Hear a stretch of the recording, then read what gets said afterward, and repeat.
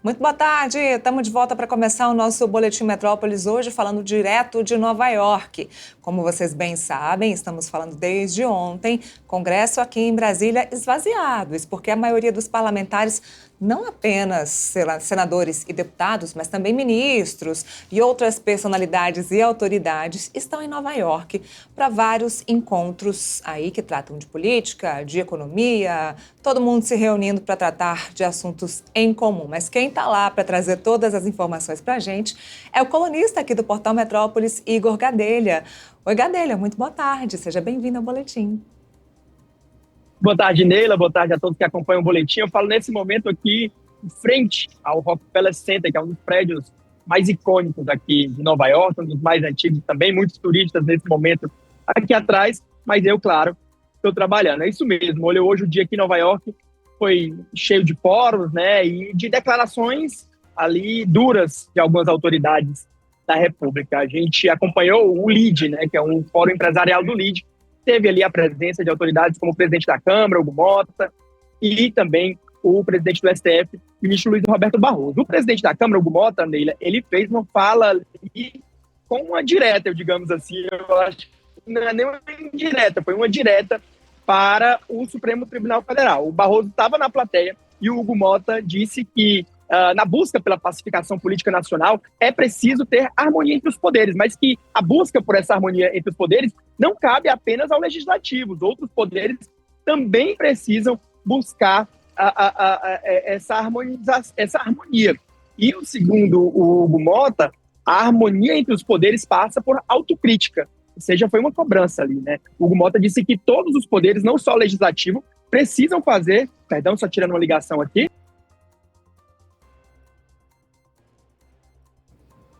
Bom, nós perdemos aí o contato com o Igor, que teve então essa ligação. A gente vai tentar restabelecer esse contato, como ele estava explicando. Vários eventos acontecendo em Nova York nesse momento, entre eles o evento do LEAD que acontece aqui no Brasil, acontece em São Paulo, em Brasília, e essa época do ano eles se encontram, então, em Nova York. Teve o evento do LEAD, então, ele estava explicando que o presidente da Câmara dos Deputados, Hugo Mota, estava em uma dessas palestras, em um desses encontros, e na plateia quem estava era o presidente do Supremo Tribunal Federal, o ministro Luiz Roberto Barroso. O Hugo Mota jogou uma direta, como disse o Gadelha, não foi nenhuma indireta, falando sobre harmonia entre os poderes. A gente, desde o ano passado para cá, várias discussões aí entre o Supremo Tribunal Federal e Câmara dos Deputados. Já teve também aí discussão entre Supremo Tribunal Federal e Senado por conta de votações que os assuntos divergem, que as opiniões do mesmo assunto divergem entre a Suprema Corte e Poder Legislativo. No momento, a divergência maior é sobre o PL da anistia, que diverge aí as opiniões até mesmo dentro do próprio Congresso Nacional. Então, essa certamente foi uma das discussões do LEAD lá em Nova York. Não só parlamentares, como eu estava dizendo, não só autoridades, mas também empresários se reúnem para tratar de economia, de business e de assuntos em comum. Bom, vamos chamar o Igor Gadelha de novo, que está lá em Nova York, trazendo todas as informações e bastidores desses eventos lá que acontecem nos Estados Unidos. Oi, Gadelha, está de volta? Oi, Neila, tudo bem? Tudo bem? Deixa eu só tirar aqui, que houve um probleminha aqui com o tripé. Deixa eu só tirar aqui, Neila, um minutinho. Eu vou falar com vocês. Você me escuta? Escuta, sim. Você me escuta? Escuto muito bem. Ah, melhor. Em frente ao Rockefeller Center, vamos continuar, que eu dei um probleminha técnico aqui. Seguinte, o Hugo Mota, ele mandou um recado duríssimo ali para o presidente do Supremo Tribunal Federal. Ele disse que os poderes precisam fazer uma autocrítica, né? E não só o legislativo. Ele disse que se os poderes fizerem essa autocrítica, vai ser possível ter uma harmonização entre os poderes e aí sim haverá uma pacificação nacional, né? O presidente do Supremo, o ministro Luiz Roberto Barroso, ele não respondeu diretamente no discurso dele essa crítica, mas na saída a gente conversou com ele, tem até o vídeo aí, se vocês puderem rodar, a resposta do Barroso a Hugo Mota. Vamos rodar. Cobrou uma autocrítica dos poderes, disse que não cabe só ao legislativo nessa busca pela pacificação. O senhor viu como um recado ao Supremo, falta uma autocrítica, talvez também do Judiciário? O presidente Hugo Mota conduz muito bem a Câmara dos Deputados, as relações com a Câmara são muito boas e Supremo desempenhe o seu papel de interpretar a Constituição e acho que faz na medida adequada. Nós temos um arranjo institucional no Brasil que faz com que uma grande quantidade de matérias chegue ao Supremo. Mas as relações com os poderes são institucionais extremamente cordiais. O Gadelha está na escuta, pessoal? Tô sim, tô ouvindo você. Gadelha, o ministro Barroso deu uma sabonetada ali, né? Acabou desviando do assunto, disse que a relação com a Câmara é uma excelente relação. Acho que o ministro está perdido aí nessa história aí, pelo menos do PL da anistia nesse momento. Talvez ele não quis ir para o embate direto ali com o Hugo Mota, né? Se ele respondesse duramente, talvez aumentaria a temperatura, e o Barroso não é muito disso, né? De aumentar a temperatura na crise. Mas tem muita coisa, não só o PL da anistia, mas também tem o caso do Ramagem, viu, Neila, que é aí, digamos aí, o caso mais recente, né, do embate entre Câmara dos Deputados e o Supremo Tribunal Federal. A Câmara dos Deputados aprovou um projeto suspendendo a investigação do deputado bolsonarista Alexandre Ramagem no inquérito do golpe. E o que aconteceu? A primeira turma do Supremo foi lá, né, já tem maioria, e derrubou a decisão da Câmara. Então tem esse embate muito forte. E eu acho que a fala do Hugo Mota ela veio mais nesse sentido ali, de mandar um recado para o Supremo, porque incomodou muito o Hugo Mota essa atitude do Supremo de derrubar uma decisão da Câmara. Então, vem nesse contexto. Claro que o contexto da anistia também está aí, né? É muito forte esse contexto da anistia. Gadelha, nesse evento específico do LIDE, onde o Hugo Mota acabou falando, esse assunto, acabaram tocando nesse assunto ou foi só apenas um quebra-queixo, uma pergunta que fizeram para ele no final? A quem você se refere, Neila? O Hugo Mota falou isso tudo no discurso, tá? Foi no discurso público dele, ele usou ali o discurso dele, e chamou até a atenção porque ele quis passar o recado, né? Se ele falou no discurso, não foi numa entrevista, ele quis passar esse recado lá de que, né, o Supremo também precisa fazer uma autocrítica e tudo mais. Agora, teve uma fala também que foi muito importante nesse contexto, né, que foi a do Procurador-Geral da República, Paulo Gonet. Sem citar nenhum caso específico, eles nunca citam casos específicos, né? O Gonet falou que é preciso respeitar decisões de órgãos políticos, como é o caso do Congresso Nacional, desde que elas estejam alinhadas à Constituição Federal. O que o Gonet disse?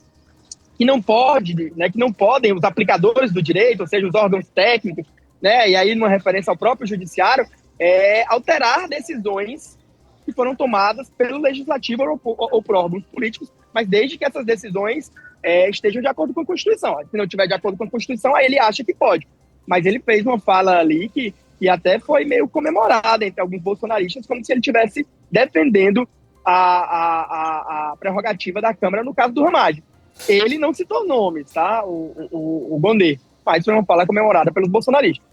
Bolsonaristas que vêm comemorando qualquer pequena fala que vem surgindo por aí, né, Gadelha? Não, sem dúvida, sem dúvida. Agora, um fato curioso aqui nesse evento do LIDE, viu, Neila? O ex-ministro da Casa Civil do governo Bolsonaro e o atual senador Ciro Nogueira, ele criticou os extremos, viu? Embora ele tenha feito parte de um governo, né, de direita e às vezes considerado por alguns de extrema direita, ele disse que os extremos fazem muito mal ao Brasil, o Ciro Nogueira, né, e que é preciso pacificar o país. Gadelha, agora vamos para o futuro próximo. A gente tem algum evento importante ainda hoje ou amanhã que esses caciques, esses líderes ainda vão se reunir? Tem sim, tem uma série de fóruns. Ontem houve um jantar aqui do Grupo Esfera, eu participei, até conversei com o governador de São Paulo, Tarcísio de Freitas, e falou, inclusive, lá sobre aquela polêmica, né, a articulação do ex-presidente Michel Temer. Eu perguntei para o Tarcísio o que ele achava, ele limitou-se a dizer que não existe direita sem Bolsonaro. Se vocês tiverem o vídeo aí, tem um vídeo também, a gente subiu ontem na coluna, ele disse que não existe direita sem Bolsonaro e é uma reação às notícias de que o Temer estaria articulando, né, um movimento de governadores em prol de uma candidatura como alternativa à do Lula em 2026. Isso irritou os bolsonaristas, que têm disparado diversas críticas aí, públicas até ao Temer, e aí o Tarcísio também saiu em defesa dizendo que não existe direita sem o ex-presidente Jair Bolsonaro. Inclusive, Neila, se vocês já puderem ir também preparando, eu conversei agora há pouco aqui em Nova York com o ex-presidente Michel Temer. O ex-presidente Michel Temer reagiu a essas críticas dos bolsonaristas e chamou essas críticas de equivocadas. Temos aí o vídeo, pessoal, do Temer? Bom, o pessoal vai rodar os 2 vídeos daqui a pouco pra gente, mas então a gente espera você com outras entradas para contar como é que vai ser esses próximos fóruns, esses próximos debates e para contar do jantar de ontem, viu? Tô esperando, Gadelha, as histórias importantes do jantar de ontem. Foi interessante, viu? Inclusive, Neila, o Tarcísio tá magro, viu? Só um bastidor aqui trazendo para vocês. Todo mundo reparou, tá mais leve. Ele disse que emagreceu 22 quilos, viu? Tomando esses remédios, né? Que a maioria dos políticos estão tomando para emagrecer. Ele também tomou, que tá adquirindo uma nova vida, tá mais magro e isso foi notado aqui. Até muita gente perguntou se já faz parte do projeto presidencial dele. Ele disse que não, que o momento dele é de entrega, que ele é candidato à reeleção, mas não passou despercebido. Ele tá entrando na moda, né? Como você disse, na moda dos demais políticos. Não, sem dúvida, sem dúvida. Se tiver aí o vídeo do Temer já, não sei se os meninos já têm, acho que seria bom, que foi um vídeo a gente gravou exclusivo com o ex-presidente Michel Temer. Ele chamou de equivocada, ele disse, viu, Neila, o Temer, que, na verdade, essa fala que ele fez foi até uma fala meio, digamos assim, despropositada. Ele disse que vários governadores que são pré-candidatos à presidência procuraram ele, e ele deu, na verdade, uma dica dizendo que é preciso um projeto. Muito mais do que pessoas, segundo ele, é preciso de um projeto para o Brasil. Acabou interpretando como se estivesse articulando aí alguma alternativa ao Bolsonaro e ao Lula. Vamos ver então o que disse o Temer. Vamos rodar o VT.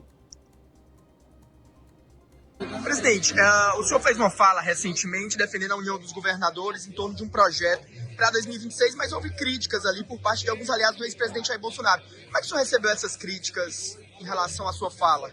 Com muita naturalidade. Você sabe que o meu programa, a minha fala, não diz respeito a pessoas, diz respeito à necessidade de um projeto para o Brasil, de um programa para o Brasil. É claro que isso surgiu de uma maneira até meio acidental, porque cada governador foi falar comigo, e cada governador presidenciável, e eu sugeri, eu disse a todos, e acabei dizendo a todos eles, faça um grande programa para o país está precisando disso. Claro, se o presidente Bolsonaro, o ex-presidente Bolsonaro, num dado momento, for também elegível, e estiver presente, quem sabe nos oferece esse programa a ele. Não importa o nome, importa que haja projetos para o Brasil. Eu acho que a carência mais absoluta que nós temos no presente momento, eu percebo isso diariamente, é exatamente essa falta de uma manifestação programática no país. No meu tempo, eu posso dizer, sem medo de errar, eu tive algum sucesso, porque eu tinha ponte para o futuro, ou seja, quando reduzimos juros, quando reduzimos inflação, quando fizemos reformas, tudo aquilo estava previsto num pré-projeto. E é o que eu indico para o país. Façam programa. Então as críticas foram injustas? Não seja nome contra nome, mas programa contra programa quando se disputar uma eleição. As críticas foram injustas, então? As críticas foram equivocadas. Críticas foram equivocadas, Gadelha. Tá aí. Adorei a resposta. Sem dúvida. Não, é uma reação, porque nos últimos dias aí o Fábio Van Garten, que é assessor do Bolsonaro, o pastor Silas Malafaia, todos criticaram, né, essa suposta articulação do ex-presidente Michel Temer por um nome da direita que não seja o Bolsonaro. E aí ele respondeu dizendo que foram equivocados, que na verdade a gente está defendendo um projeto e não um nome de pessoas. Ele disse que, inclusive, se o Bolsonaro, né, se tornar elegível, pode ser que ele seja o nome para esse projeto. Né? Mas, por enquanto, o ex-presidente Jair Bolsonaro está inelegível. Vamos ver quem vai ser o nome da direita, então.